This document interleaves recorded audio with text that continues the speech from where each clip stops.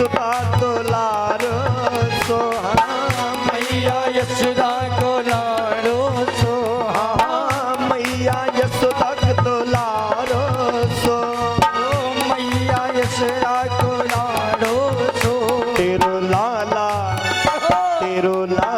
बिगड़ी गयो बारे से, तेरो लाला बिगड़ी गए बारो सो।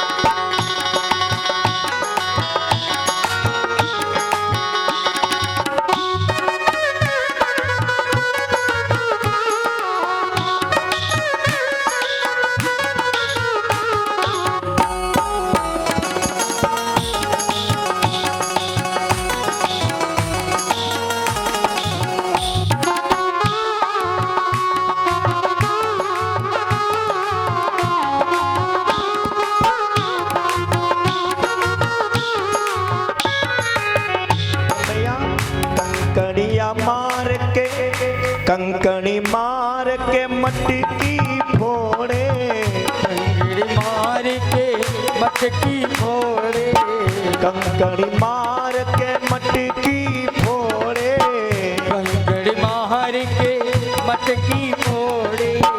मटकी पकड़ के मोरी उंगली मरोड़े, पकड़ के मोरे उंगली मरोड़े। डाले प्रेम का जाल कहे रे, डाले प्रेम का जाल बिगड़ गयो रे।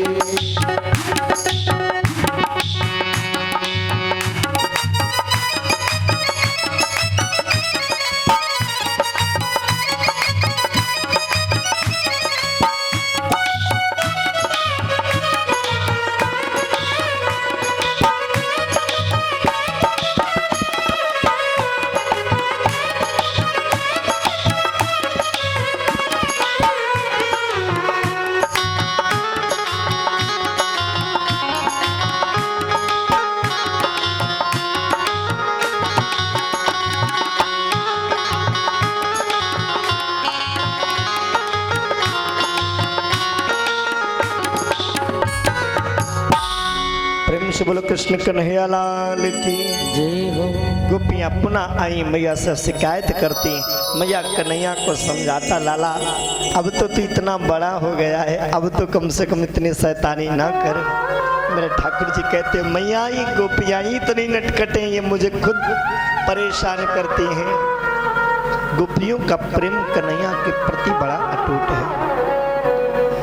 गोपियां नित्य प्रति जमुना में जाती हैं और जमुना में जाकर के भगवान कृष्ण कन्हैया की यमुना की बालू से प्रतिमा बनाती हैं और उसी यमुना में निर्वस्त्र होकर के स्नान करती, भगवान की प्रतिमा बना के पूजन करती हैं। ठाकुर को पति के रूप में वर्ण करना चाहती हैं ना, भगवान को पाना चाहती। जब मेरे प्रभु को ये बात पता चली कि गोपियाँ मेरे लिए यमुना में जाकर निर्वस्त्र स्नान करती हैं, भगवान ने सोचा मुझे गोपियों को उपदेश देना चाहिए कि जल के देवता श्री वरुण देवता होते हैं, उनका अपमान होता है, इसलिए निर्वस्त्र होकर के जल में नहीं प्रवेश करना चाहिए। एक दिन भगवान ने सुंदर सी चीर हरण की लीला करी। क्या भगवान ने गोपियों के चीरों को चुराया, गोपियों के वस्त्रों को चुराया? क्या भगवान गोपियों को निर्वस्त्र अवस्था में देखना चाहते थे, इसलिए भगवान ने वस्त्रों को चुराया? सुखदेव जी कहते हैं नहीं राजन, जानते हो चीर हरण की लीला क्या है? आप लोगों ने धान देखा होगा ना, सबके घरों में धान होता है। धान को जब खेत में बो दिया जाता है तो क्या होता है, धान को खेत में जब बोया जाता है तो सुंदर सा पौधा होता है ना, पेड़ आता है और उसी में सुंदर सुंदर बालियां होती हैं। कितने सारे धान एक धान से बनते हैं, है ना? और उसी धान के ऊपर जो बक्कल होता है, छिलका, उस छिलके को हटा दो और फिर उसे खेत में बो दो, तब क्या होगा? बोलो, कुछ होगा? अच्छा, जो धान के ऊपर छिलका होता है उसको हटाने के बाद वो क्या हो जाता है? चावल, और जब खेत में बो दोगे तो क्या होगा? सड़ जाएगा ना, सड़ जाएगा ना चावल। बस यही है चीरहरण की लीला। हमारे और आपके शरीर के ऊपर जो वस्त्र रूपी छिलका चढ़ा है ना, जिस दिन व्यक्ति ने इन वस्त्रों को हटा करके फेंक दिया, ये वस्त्र ही नहीं बल्कि क्या है, जो मर्यादा रूपी हमारे शरीर के ऊपर, हमारे नेत्रों के ऊपर मर्यादा रूपी छिलका चढ़ा हुआ है, मर्यादा रूपी ये वस्त्र चढ़े हैं। जिस दिन ये हट जाएंगे उसी दिन से व्यक्ति जिस प्रकार चावल सड़ जाता है वैसे सड़ जाएगा, किसी काम का नहीं बचेगा। एक बड़ी सुंदर कहानी याद आ गई, क्योंकि आजकल ये जो जमाना चल रहा है मॉडल जमाना, लोग क्या बोलते हैं इस जमाने को? मॉडल जमाना। अपनी सनातन संस्कृति को भूल करके विदेशों की संस्कृति को आजकल लोग अपनाने लग गए हैं, और जितने भी विदेशी हैं वो भारतीय संस्कृति को अपना रहे हैं। वृंदावन जाइए और वृंदावन में देखिए जाकर के इस्कॉन मंदिर में एक से एक विदेशी मिलेंगे, अरबपति विदेशी मिलेंगे, लेकिन वो भारत की संस्कृति को अपनाते हैं। अपने बच्चों के भी मस्तक पर चंदन लगाते, धोती पहनाते, कुर्ता पहनाते, स्वयं धोती पहनते हैं, सनातन की संस्कृति को अपनाते। लेकिन हमारे सनातनी, हमारे भारत देश के लड़के लड़कियां, बेटे बेटियां सब मॉडल संस्कृति अपना रहे हैं। एक पिता ने अपनी बेटी को पढ़ा लिखा खूब बड़ा बनाया, उसे पढ़ाने के लिए विदेश भेज दिया। विदेश से जब वो पढ़ कर के आई तो छोटे छोटे कपड़े पहन करके अपने गांव में छुट्टियां मनाने के लिए आई, तो गांव वाले उसे बड़ी अजीब दृष्टि से देखने लग गए। घर में पहुंची, पिताजी ने कहा बिटिया ये तुम क्या पहन करके आई हो? क्या कपड़े नहीं थे क्या? हाँ, क्या पैसे नहीं बचे थे जो तुम अच्छे कपड़े पहन लेती? ये फटे फटे कपड़े पहन करके आई हो। तो बेटी कहने लगी पिताजी आप कुछ जानते भी हैं, ये मॉडल जमाना है, आजकल का मॉडल जमाना चल रहा है।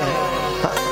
और सुनो, मैं यहाँ पर किस लिए आई हूँ? मैं इसलिए मैं छुट्टियाँ बिताने नहीं आई हूँ। हमारी जितनी भी सहेलियाँ हैं सबके पास में बढ़िया एप्पल का फोन है, किसी के पास 2 लाख का फोन, किसी के पास 1.5 लाख का फोन, सबके पास में एप्पल का फोन। अब मेरे पास यही 10,000 वाला वीवो। मुझे यहाँ पर एप्पल का फोन लिवाओ, मैं वही लेने के लिए आई हूँ। अगर आपने नहीं दिलाया तो मैं न पढ़ने जाऊंगी न मैं कुछ भी करूंगी। पिताजी भी बेटी की जिद है पूरी करना है।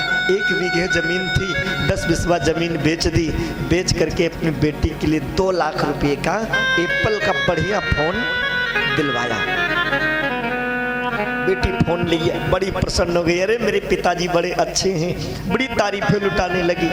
उसके बाद सुंदर से फोन से बढ़िया आईडी वगैरह बना करके उसने अमेज़न से एप्पल का बढ़िया बैक कवर मंगवा लिया। कुछ दिन बाद जब बैक कवर आ गया तो उसने कवर को फोन पर चढ़ा दिया। अब पिताजी ने जैसे फोन को देखा, पिताजी कहने लगे बिटिया हमने तुमको इतना महंगा फोन दिलवाया था, वो फोन का है? बोले यही तो है पिताजी। अरे ये है तो तुमने ये क्या चढ़ा दिया, ये इसके ऊपर क्या कर दिया, ये क्या है? बोले पिताजी अरे ये कवर है। कितने का है ये 1,000 रुपये का है। अरे 2 लाख रुपए की कवर के पीछे 2 लाख रुपए के फोन में तुमने 1,000 रुपए का कवर लगाया, क्यों? पूरे फोन की शोभा बिगाड़ दी तुमने। बिटिया कहने लगी पिताजी तुम क्या जानो, गांव के रहने वाले, तुम्हें क्या पता? ये कवर फोन की सेफ्टी करता है, इससे फोन गंदा नहीं होता है, फोन खराब नहीं होता है। पिताजी कहने लगे वाह, अरे मेरी बिटिया तो बहुत पढ़ लिख करके आई है विदेश से। पिताजी कहने लगे बेटी तूने 2 लाख के फोन के पीछे 1 लाख का कवर लगा दिया, क्यों?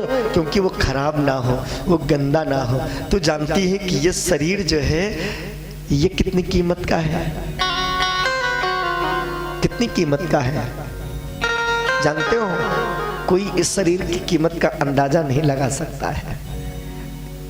अगर मैं आपकी ही भाषा में कहूँ तो इस शरीर का एक एक पार्ट बेचो जा करके तो लाखों में बिकेगा ना। मनो बेच के देखो, एक किडनी बेचो जाके, हाँ शरीर का एक एक पार्ट बेचोगे वो लाखों में बिकेगा जा करके। बिटिया तो जानती है कि ये कितनी कीमत का है? अनमोल तेरा जीवन यूं ही गंवा रही है, हाँ? जैसे पिताजी ने कहा, बिटिया ये अनमोल जीवन है करोड़ों की, इसकी तो कोई कीमत ही नहीं, कितनी कीमत में बयां ही नहीं कर सकता हूँ, और उसको तू गंदा करने में लगी है। उसको गंदे होने से बचाने के लिए तूने अपने शरीर से कवर को ही हटा दिया, और 2 लाख के फोन के लिए कि गंदा ना हो, खराब ना हो, तो उसके ऊपर तूने 1000 का कवर चढ़ा दिया। इस शरीर के ऊपर अगर तेरा कवर रहेगा ना, तो ऐसे फोन न जाने कितने आते रहेंगे। जब तक कि तेरा शरीर सही रहेगा, शरीर स्वच्छ रहेगा, पावन रहेगा, अच्छा रहेगा, तो ऐसे हजारों फोन तुम्हें मिल जाएंगे। बेटी के समझ में आ गया कि मेरे पिताजी सही कह रहे हैं। आज भगवान ने वही गोपियों को शिक्षा देने के लिए चीर हरण की लीला करे हैं। गोपियां स्नान कर रही थी, भगवान ने वस्त्रों को चुराया। गोपी कहती हैं, कन्हैया मेरे वस्त्रों को दे दो। भगवान ने कहा, वस्त्र तो जब ही देंगे जब हमको एक वचन दोगी, आज के बाद कभी भी तुम इन यमुना जी में निर्वस्त्र स्नान नहीं करोगी। गोपियां कहती हैं, ठाकुर मैं वचन देती हूँ, लेकिन तुमको भी वचन देना है कि तुम हमारे साथ में रास महाराज करोगी। भगवान ने कहा, ठीक है। गोपियों के वस्त्रों को दिया, वस्त्र लेकर प्रभु चले आए। गोपियों ने वस्त्र धारण किया, अपने वृंदावन में आती ब्रजमंडल में रहने लगती। धीरे धीरे समय गुजरता गया। शरद पूर्णिमा का, चैत्र शुक्ल पक्ष शरद पूर्णिमा का पावन सा समय है। ऐसे समय में भगवान ने मन में विचार किया कि मुझे गोपियों को दिया हुआ वचन निभाना चाहिए। जमुना के किनारे खड़े होकर के मेरे गोपाल बंसी को बजाने लगते हैं।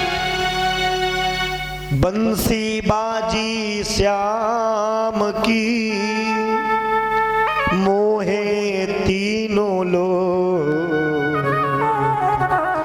वो तीनों मोहे नहीं,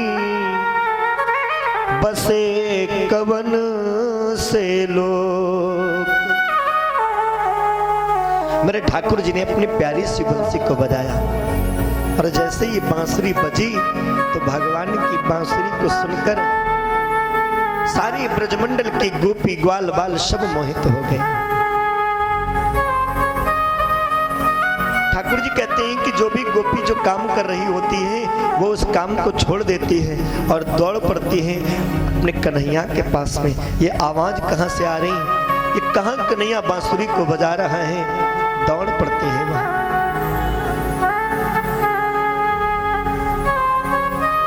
सुखदेव जी महाराज कहते हैं, राजन परीक्षित, जो भी गोपी श्रृंगार कर रही होती, श्रृंगार करना छोड़ देती। कोई तो खाना बना रहे, कन्हैया की बांसुरी की आवाज सुनी, जैसे बीन को सुनकर के सांप दौड़ता चला आता है ना, ऐसे मेरे प्यारे की जब बांसुरी बजती है तो गोपियां रुक नहीं पाती। रोटी बना रही, एक तवे पर चढ़ी, एक चूल्हे के अंदर है, और एक बनाई रही थी। तब तक जैसे आवाज आई, अरे हमें लगता है मेरा कन्हैया मुझे बुला रहा, सब छोड़ दिया, भूल गई, दौड़ पड़ी। कोई तो श्रृंगार कर रही, एक आंख में काजल लगा पाई, और जब तक बंसी की आवाज पड़ गई, अरे हमें लग रहा है कन्हैया बुला रहा, तो भूल गई और जल्दी बल्दी से लिपस्टिक उठाई और दूसरी आंख में लगा दी। एक आंख में काजल, एक आंख में लिपस्टिक। तीसरी गोपी श्रृंगार कर रही, श्रृंगार करते करते भूल गई, बोले वो कानों में कुंडल पहन रही थी, अब उसको क्या पता कन्हैया के बंसी की आवाज पड़ी, एक कान में पहन पाई, अब सोची अरे नाक में रह गया, तो दूसरा वाला कुंडल उठाया, अब अपनी नाक में पहन लिया, ऐसे पहन के भाग पड़ी।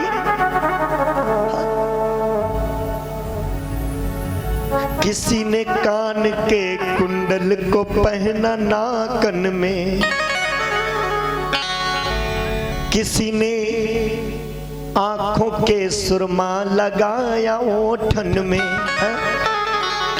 किसी ने ठोड़ी पे दई दई टिकुलिया रे। टिकुली कहाँ लगाई जाती है? माथे में ना, और भूल गई, उसे क्या पता, क्योंकि जल्दी कन्हैया के पास जाना है ना, दौड़ पड़ी और अपनी ठोड़ी के ऊपर टिकुली को लगा लिया। हाँ?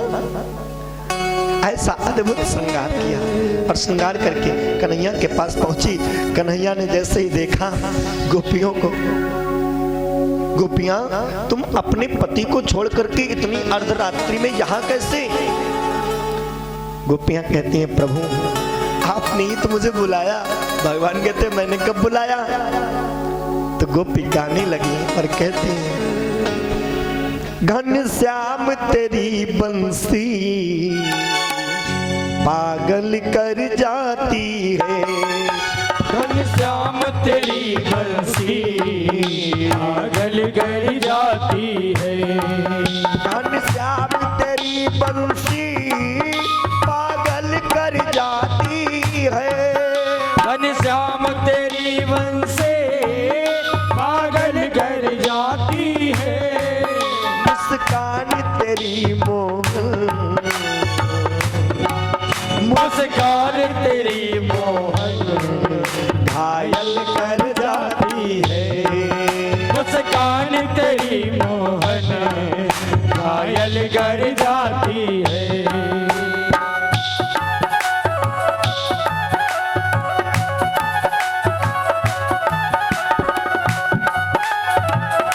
हरि बोल।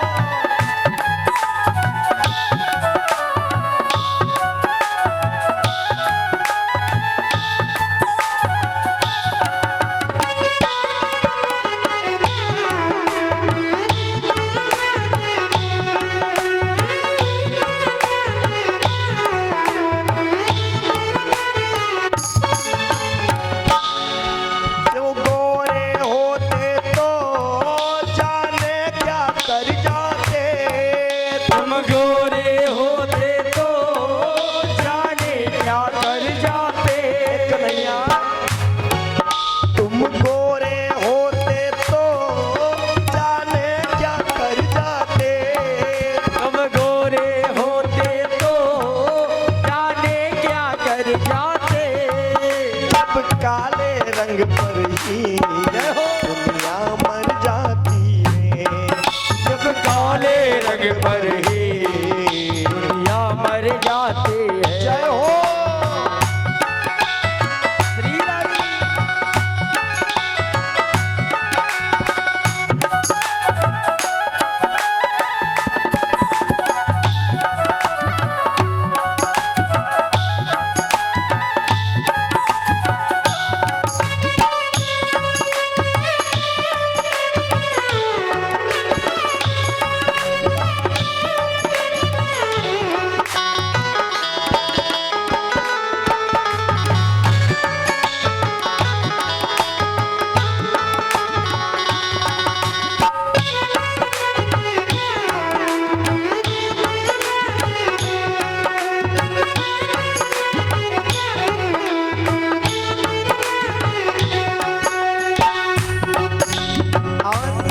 गोपियों ने कन्हैया से कहा श्याम ये जो तुम्हारी बंसी है ना, ये बंसी ऐसी कि जब ये बजती है तो मुझे चैन नहीं पड़ता। यदि सोने की होती तो जाने क्या कर जाती। सोने की होती तो जाने क्या कर जाती। सोने की होती तो जाने क्या कर जाती। सोने की होती तो जाने क्या कर जाती। जब बांस की होकर के जब बांस की होकर के दुनिया को नचाती है। जब बांस की होकर के दुनिया को नचाती है। घनश्याम तेरी बंसी पागल कर जाती है। जय हो